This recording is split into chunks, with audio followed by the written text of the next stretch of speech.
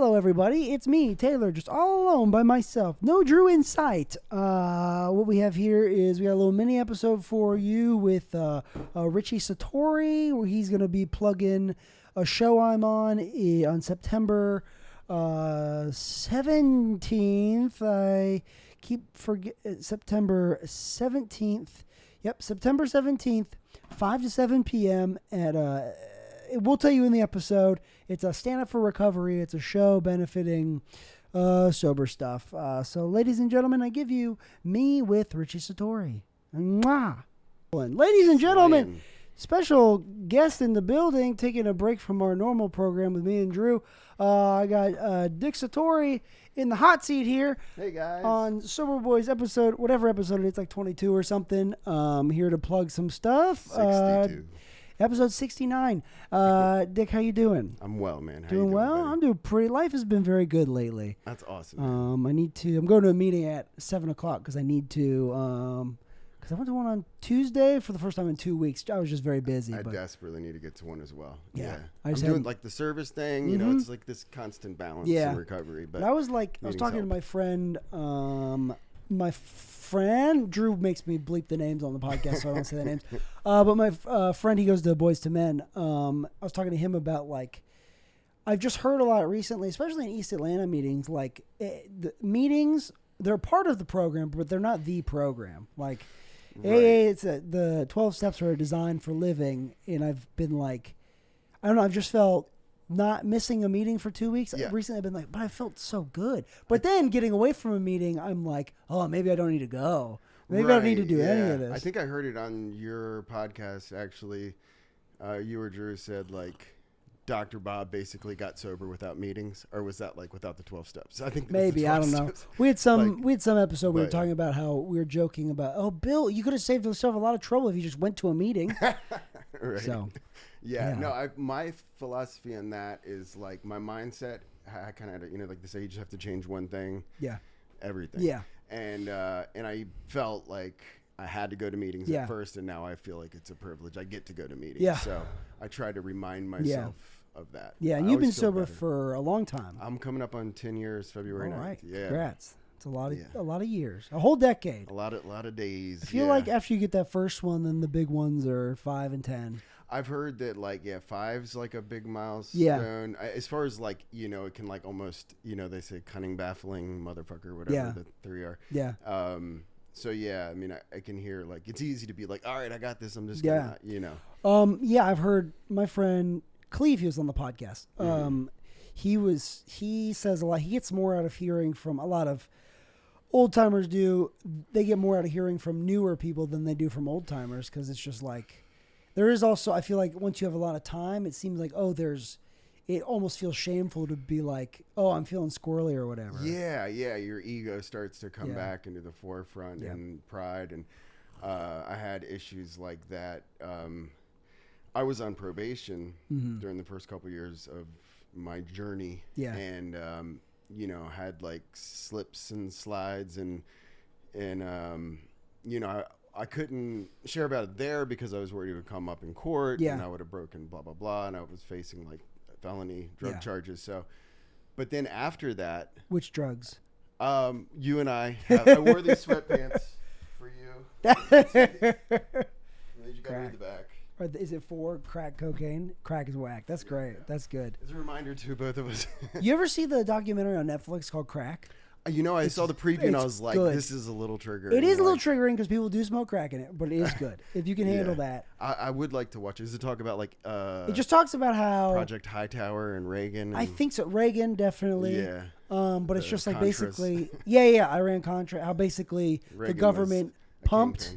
kingpin. they pumped crack into black neighborhoods Right. just to fund buying weapons to send... It's crazy. It's insane. Yeah. So... Yeah, there should be no new crack smokers. There's like the evidence is out there. Crack's but everywhere in Atlanta. It's people kind of It's very easy forgot to get. about it. Think it went away, but no. No, I don't think it's ever Even gone like away. junkies, like I don't want to give anybody any tips, but like I've heard of, I mean, people saying like, oh, if someone ODs, just blow crack in their face. Like what? That's probably for heroin. I don't think fentanyl you can save. Yeah, someone. Fentanyl's so much definitely. stronger. Narcan is will reverse. Someone was supposed to send me overdose. free Narcan in the mail. I just have to a box for you. Okay, Yep, I'll take one. Yep, and yeah, actually, not to segue into a plug, but the show we're doing, Stand Up for Recovery Comedy Yeah, let's Fest. just talk about that real quick. Yeah, well, they so we're raising funds to buy Narcan to get to first responders who don't have it. So if someone calls for an overdose, they get there. You know, there's not much they can do without that. And even this new shit that's coming out, like in Philly, that's cut with like the trank dope or something. Yeah, like usually they're and all the stuff that's been like independently lab tested, it has fentanyl in it. And if someone ODs, it's still worth. It doesn't using even Narcan. sound fun. I know. Those drugs don't even sound God. fun. Although, like Mike DiStefano said, heroin is like getting a blowjob while a puppy licks you in the face. Heroin sounds great. Fentanyl doesn't sound great. I know, right? It's they like drugs have been ruined by fentanyl, and now whatever. It's so like diluted and cut and stuff, and like it's insane to think that like. That like heroin seems harmless compared to the shit going on now. Kind that of was is. always like the worst. Well, usually people die. What people used to overdose from was mixing stuff, heroin with benzos, with cocaine, with whatever, alcohol. But heroin on its own, it's easier to overdose, I think, than cocaine. But it's still on its own. It's a lot safer than mixing it with a bunch of shit. Yeah, and I'm not saying go do heroin. I'm just saying because it's gonna have fentanyl in it, you're gonna die. Yeah, but. It's just drugs are so dangerous these days. It's crazy. I'm grateful that I kind of got out of it in time because I think I like to change the way I feel. I tended to be more of an upper person. Yeah. But, you know, like I think had someone introduced me, you know, like to heroin, like, you know, it would have gotten me outside of myself and I could, you know, I have an addictive mentality. Yeah. Like I would have, you know. I thought with crack, like I thought it was Superman because I didn't get hooked right away, like they said in elementary school. I was like, oh, this is my superpower. No. It definitely creeps on you. It does. It's hooking in a weird way. Fucking know. Yeah. Oh yeah. And it's not like I was even enjoying it the last year or so. Like I went straight to like wigging out and like and it was that obsession and compulsion to try to get that perfect high, and it's hard to do with crack. It's very hard. Yeah. So we're doing a show, Stand Up for Recovery, on September 17th. We're doing it. It's in my calendar. I just forgot the date. But it's where is it? It's going to be at the Atlanta Comedy Theater in Norcross. Yes. They have two locations now. This one is maybe a drive, depending on where you are, but there is free parking, which I feel like in Atlanta like balances out like distance. Yeah. So it's by comedians in recovery, multiple pathways, and we have ally spots too. Right. Like it was important for me to have a diverse lineup represented, and you know, people. One of my mentors says, "Fuck with the people that fuck with you," and so there's been like people that have been fucking with me, and you know, so it's going to be a diverse lineup. The headliner, Nemo Williams. Amazing comedian. He's got a wild story. Cool. Very unique. Where's he out of? He's based in Atlanta. Okay, cool. Yeah, and so he's been on like Showtime at the Apollo, Comic View, All Stars. Yeah. Comedy Central. All the kind of like the, you know, the checklist of intro credits. But he's dope, and we're super excited to have him on there. I really wanted to get you last year was our first annual Stand Up for Recovery Comedy Fest. That was at the Punchline. That's right. This year that one seemed like a success. It was. We had about a month to promote, and we had like 120 people come out. Wow, like it was looking a little dicey towards the beginning, but a lot of people walked in. And people were talking about it at meetings. So. That's awesome. Yeah, I was in Colorado on a festival. So that's why I couldn't do it. But I'm excited to do this one. Yeah, I know people are gonna love you, and you're such a unique comedic voice. One of my all-time favorite comics to watch on stage. Oh, thank you. Stuff. Yeah, I appreciate it. So it's a celebration. It's, you know, we call it a festival. It might evolve into something like that, but it's more calling it a fest because we want it to show people and remind people that recovery can be fun. You know? It was easy to think in the beginning, like, oh, life's gonna suck now. But no, it is like I was never in a place of like. So just to solidify, September 17th. What time? It's 5 to 7 p.m. 5 to 7. Yeah. Atlanta Comedy Theater in Norcross. It's on Jimmy Carter Boulevard. Yes. You can actually put Stand Up for Recovery Comedy Fest Yeah. into Google Maps, and it'll come up. Yeah, wonderful. Until they take so that if down. anyone listening to this, people in meetings do listen to this. I think some comedians listen. I don't know. But if you're looking for something to do, September 17th, that's recovery based, but a lot of good comedians will be on it. Yep. It's going to be good to go to. And you can also go to the website Stand Up for like the number. For those listening, Dick just held up the 4 fingers. Yeah. So standupforrecovery.com. There's ticket links there. You can get on our mailing list. We're trying to move. I'm just going to try to speak it into existence. Yeah. We're moving to a quarterly model. So Cool. we're going to have Sober or Holiday AF show December 17th somewhere around Atlanta. Yeah. So Holiday AF for alcohol free. Then January, February, March 17th, I think, is St. Patrick's Day. So we'll have like Sober Patty's Day comedy show. Nice. Trying to find those holidays. It's hard to get away from alcohol or whatever. And then June 21st, I think, is summer solstice. So we thought maybe it'd be cool to do like an outdoor, like adult party. Yeah. And we're trying to find recovery community organizations around Georgia and stuff where we can host it at and have a little bit more free range to like, you know, maybe have like a mocktail bar set up and this and that. But yeah, it's going to be a great lineup. Portion of the proceeds are going to Heroes Initiative, which provides Narcan to first responders who are in need all around Georgia. Yeah, we're going to have some pretty cool merch, T-shirts, stickers, stuff like that. And, yeah, if you get on the mailing list, then we'll keep you up to date and stuff. And we're having a contest to try to name our little mascot. So if anybody has any suggestions, you can follow Stand Up for Recovery, spelled the same way, on Instagram and TikTok and Facebook. So Stand Up #4 Recovery. And then... Stand Up #4 Recovery Comedy on YouTube, but we just have like one video up there. But I'm about to sneeze. I've been needing to sneeze for like 5 minutes, and it won't happen. Keep going. So, but yeah, this is just something I've been definitely passionate about for a while. Like I got into comedy through being in recovery because I'd done comic acting, and I was like, literally like a fucking clown and like a burlesque performer and a street performer growing up, but I never actually was myself. And so I was sitting in meetings and hearing this stuff, and I was like, oh, I need to do stand-up. Like, because, you know, you're right, you know, you're learning these things about yourself that are perfect setups for jokes if you can find that. Oh, man. A lot of the stories any of us in recovery have, looking back, are crazy. And very funny. And people at meetings, like, I've never laughed that hard, and they're not even trying to get laughs. It's just coming from fucking honesty. Because it's insanity. It's fun to laugh at the pure insanity of where addiction and alcoholism can take us. Would you describe yourself more of an alcoholic or a drug addict? I would say a drug addict. I do credit one of the fellowships for acknowledging, in a way that works for me, that alcohol is a drug. Oh yeah, it definitely. It all does the same thing for me. Right, and it kind of leads back to the path of least resistance. And you know, I found out like later in life, you know, when you took away my preferred drug of choice, I wasn't getting drug tested for alcohol. So I basically drank alcoholically for my first year.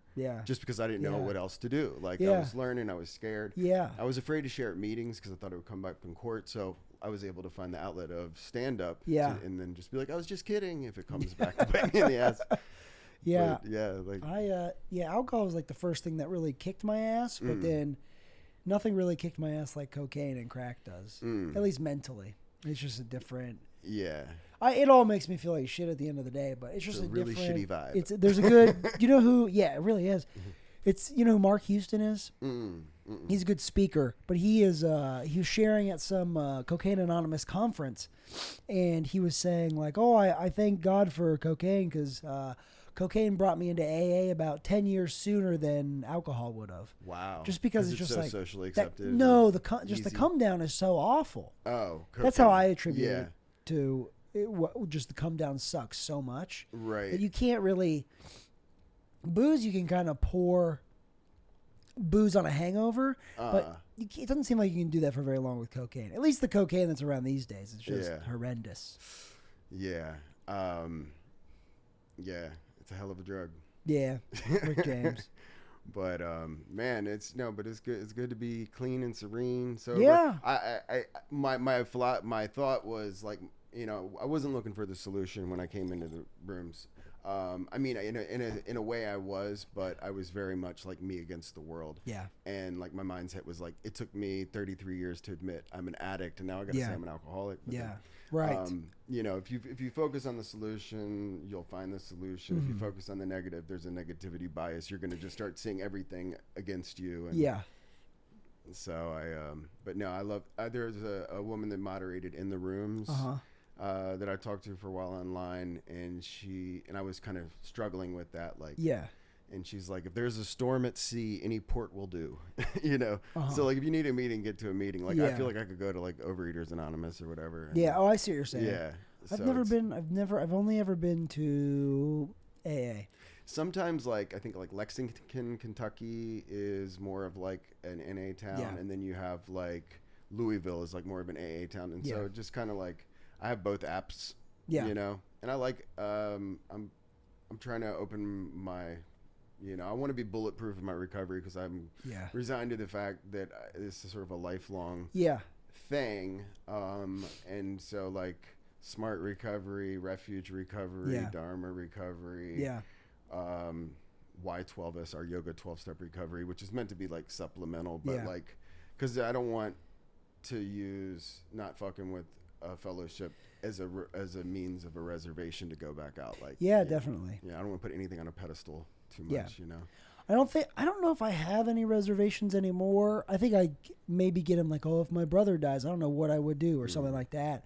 But at the end of the day, for me, it's like, when I'm uncomfortable in my own skin, that's when I want to change how I'm feeling. That's what it gets down to for me. I've realized any recent relapse I've had, it's been because I was just not comfortable with how I was feeling for long enough, and eventually not doing the things I've been taught to do, not doing those, and letting that discomfort build. Eventually a drink just seems like the best idea. I just had a revelation last night, like literally early this morning. Like, I have these tools at my disposal that if I'm having like this obsession and compulsion for fill in the blank, I can use tools I've gotten through addiction recovery, and like, I could like literally call, if you're obsessing over something for like more than 10 minutes, that you say with like alcohol, like, call somebody.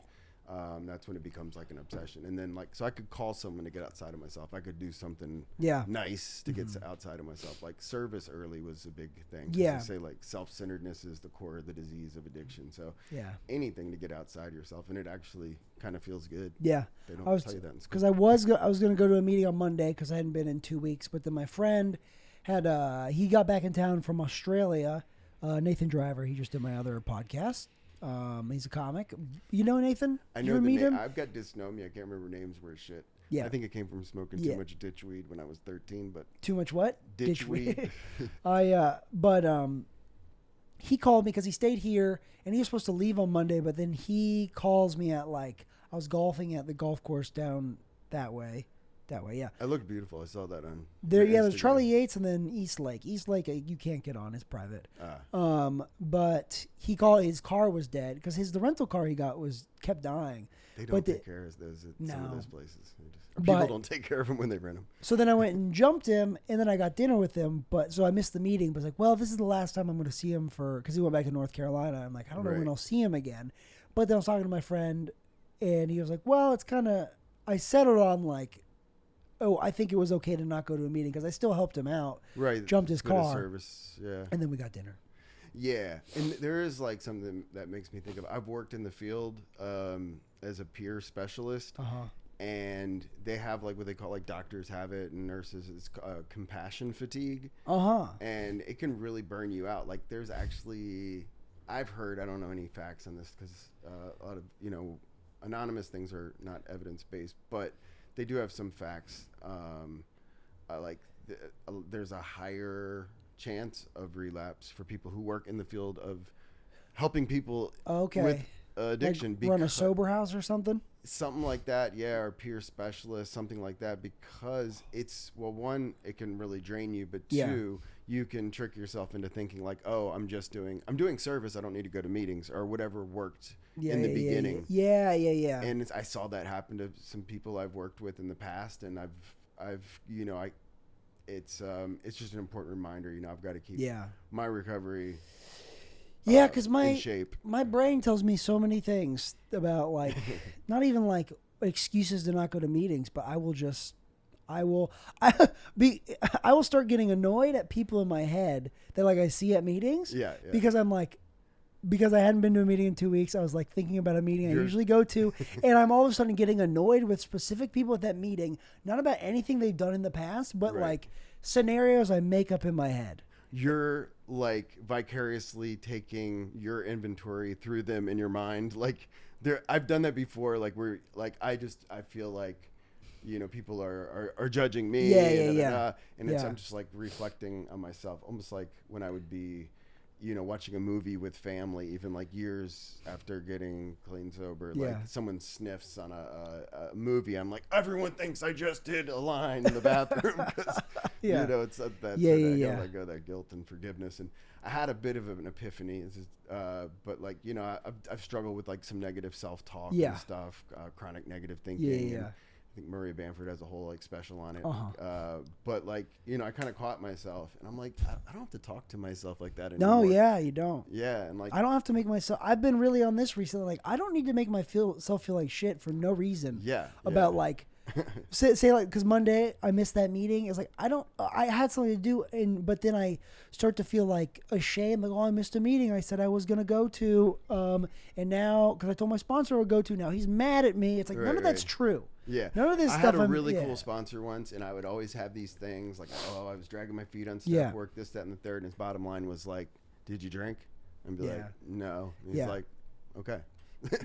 And I did my yoga teaching certification early in recovery, just trying to like keep aligned in my recovery. And I would kind of beat myself up or whatever, like be hard on myself, like for not meditating that day. And my teacher's like, you have a practice, you have essentially a program in place. So on those days when you don't, you're not like veering wildly off course. I feel like as long as I'm putting like 51% of my energy into my recovery, then I'm not like, working on a relapse or what have you. But yeah, like I say, if you beat yourself, but use a feather. I've been really late. I don't know what it is. Maybe it's, I don't know. Do you think there's things in your life that like aren't directly related to AA or a program, any program you work? They're not related to that directly, but like they keep you sober. Sure. I mean, stand up for one. Like, but I feel like they're supplemental. Yeah. Like stand up alone wasn't enough, I think, to kind of keep me clean in the beginning, because I wasn't able to share at meetings. Right. But it definitely helps. It gives me an outlet. You're helping other people, and that, that in turn kind of helps you, like a 12-step type of thing. I think like I've gone to like a meditation sangha. There's a Shambhala center here, I think in Norcross. That practice, I feel like a lot of the steps, like if you go back pre-12 steps, there was a guy on this board. I can't remember the foundation. Oxford Group? Oxford Group, yeah. I think he was from India. And I'm like, that's probably where they got the meditation, Absolutely. piece. And like, so much. I mean, I used to have a joke like, it's too bad you don't have a debilitating drug addiction. There's a great program for assholes like you. Like it's good shit. It's you can always lie about being an asshole. Yeah. There's a guy. Well, like who's the guy? He did like the Great Depression. I'm bad with names. Gary Goldman. Gary Goldman. Yeah. He's helped a lot of comics get sober. Yeah. Is he and sober? He would go to meetings. He's not an alcoholic. He's not an addict. But he's depression like a motherfucker. Yeah. But he's someone who's found like the a program helpful. Yeah. But to other things, like I think just like like when there's an opportunity, like when family's visiting, and I just kind of like, okay, that's a priority. I'm gonna go visit family that I don't get to see that often. And whereas like an active using like or whatever, like that's just I would have 1,000,001 reasons not to put anything before my self-interest. So I think certain things like that outside of meetings that help me in my recovery. It's a great question. I think kind of health.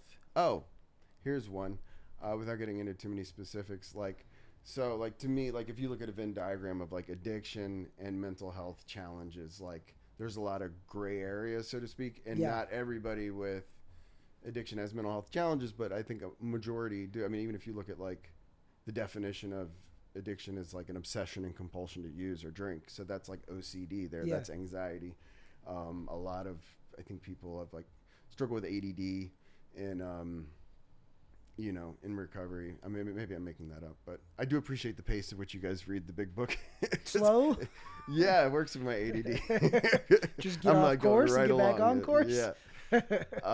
But so and I've worked in the field of when you work as a peer specialist, you have people coming in who should be going in the same door, but because of funding, a lot of times you have to be good egg, bad egg, or whatever, on Willy Wonka. But it's you're either substance use or mental health. Yeah.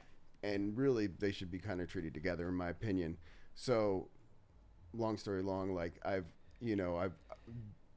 going in for outside help for mental health, I feel has been very helpful. Yeah. For my ADD, kind of impulse controls. And I've found that has greatly helped my recovery. And of course, some might say, well, if you worked the 12 steps more diligently in this, that, and the third, and where that's true, also the reality is that's where I'm at, and it's helped, and I'm not just relying on it to fix all my problems. Yes. It's allowing me to kind of do more work on myself, I think. And so that's been helpful. Man, just kind of any kind of form of connection. I love my brother's a DJ, listening to him play records, when he's performing, even just completely unrelated. We're lucky to be in a position where we're around some pretty funny people pretty regularly, and just the therapeutic value, I think, of laughing. I've been on this kick of laughter as a form of meditation, because when you're listening and you're connecting, it keeps you in the present moment. It's been said, I think, by Lao Tzu, that it's impossible to think while laughing. He was a Taoist philosopher. So, I thought you said Lao Tzu. That'd be a cool graffiti name. Well, Lao Tzu. I was thinking like a black DJ name. Lao Tzu. So yeah, do you know the comedian Zoo Man? No. Apparently, I just heard this on a podcast. He got his start. He would do a lot of impressions of animal sounds. That's how he got his name. Yeah. Now he's an OG. Impressions and sound effects, sometimes they crush. Yeah, I think it's good to have some in your repertoire. I was driving yesterday. I can't remember. I was just yeah. I should be practicing more sound effects. I do a helicopter. It does sound like a helicopter. There's even I've just done on something sound effects, just sober. Weird, just weird noises. People I like it when you do the laugh. I haven't done that in a while, but oh jeez. Yeah, pretty much. You need maybe something with the mustache. What sound would your mustache make? Where you no, I don't know. A xylophone, or just a wind chime. That'd be funny. I don't know. There might be something there. I don't know. I don't know what sound effect it would be. Well, I need to pee a little bit. Is there anything? I drink coffee. It makes me have to pee so bad. Oh yeah. Do you drink a lot of caffeine? I do. Yeah. I do. Do you drink a lot of water? I do, but I drink it from Planet Fitness, and the one closest to where I've been staying, I'm pretty sure the filter is completely disintegrated, and it just tastes bad. It smells kind of funny. Not water stinks. I wouldn't say it stinks. It's kind of a chemical. Do you like Diet Coke? Chlorine. I don't. Why not? Well, you'd think I would, because it has sodium bicarbonate in it. I know. As a crackhead. What? Does it? Yeah. Is that what you make? Is that what you mix with Coke to make crack?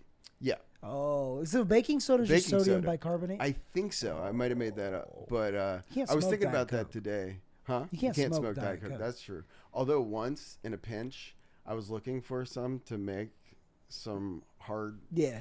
And I'm looking at this house party. I'm looking through the cupboards, and there was kitty litter, and it had baking soda in it. No. And I came close. I didn't, but I was thinking of a joke.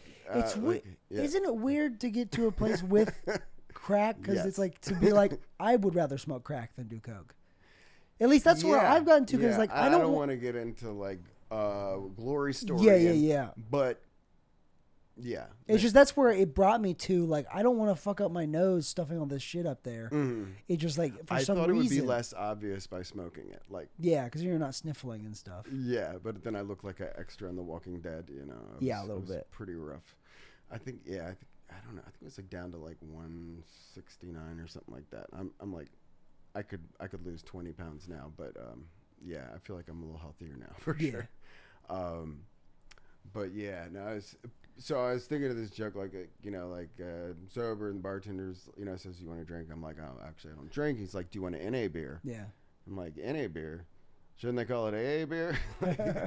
What's an NA beer? Like baking soda? And then I was like, hey, Google, what's in club soda? And it's like sodium bicarbonate. And I was like, God damn. Really? That's in everything. Huh. Maybe that's the... I've heard this about non-alcoholic beers. It's for non-alcoholics.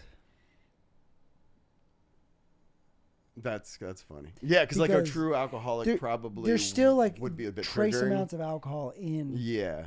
Most of them. I've had them and they're fine, but it's just like I try to stay away from them because it's like slope. Yeah. If I had a longer history with drinking, I think I would be more careful that like it's more like when I'm around like family and like and they're having like a steak and then I'll have like a whatever. Yeah. And I think actually Heineken has a true like zero alcohol. Yeah, I think it is. Yeah. I've also heard that it doesn't, but I've heard that it does like still have the less than 0.5. I don't know. Right. I've had them. They don't trigger me or anything because I like the taste sometimes. Yeah. So. It's kind of like the CBD of alcohol. Of sorts. Yeah. It's like I'm not afraid to like. Close. Yeah, I'll cook with wine if I have to because it cooks out. So.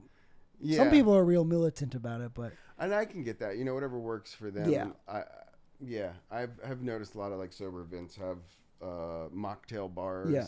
And I'm always trying to like overly concern myself with like a newcomer and with that, how would that make them feel? Yeah. And I guess, yes, the real world has alcohol everywhere if you want it, but if you're trying to create a sober environment, like the more you can do to nurture that. But if somebody doesn't want a straight up mocktail, they could always get something else. I feel like that they're the NA scene, the non-alcoholic scene or whatever, the sober movement is it's not just people with like it's a lot of people just that are like, it makes me feel like shit. I'm the allergy. So have you heard of water? How about drinking water? It hydrates you. It's good for you. I'm down with water. I think I need to start putting like some Celtic sea salt in it again. I think it helps it. I was watching a YouTube video of this, so I'm clearly an expert on this. I just plop a lemon in there. Oh yeah. Not even peeled. Just plop. For real? Like yes. And then just like let it sit in the fridge. It goes away eventually. Like it just completely the disintegrates. Lemon, yeah. Not even peeled. So it's like a wedge, not a whole fucking lemon. No, it's the whole lemon. You're crazy, man. It just disintegrates. Really? Yeah. That's interesting. I know. Well, Dick, I really need to pee, but thank you so much for coming on here, plugging it. Remind them for the show. September 17th.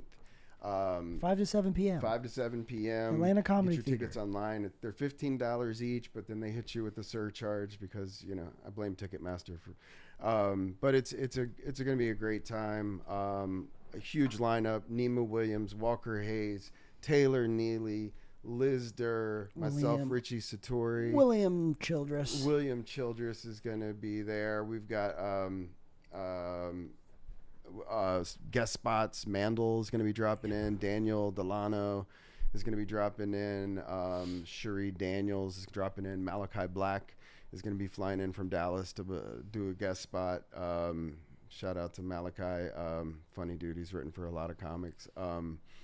But yeah, it's going to be a great time, and we're going to be doing this 4 times a year at least, and then some pop-up shows in between, getting some national headliners and recovery coming through. So get on the mailing list at standupforrecovery.com.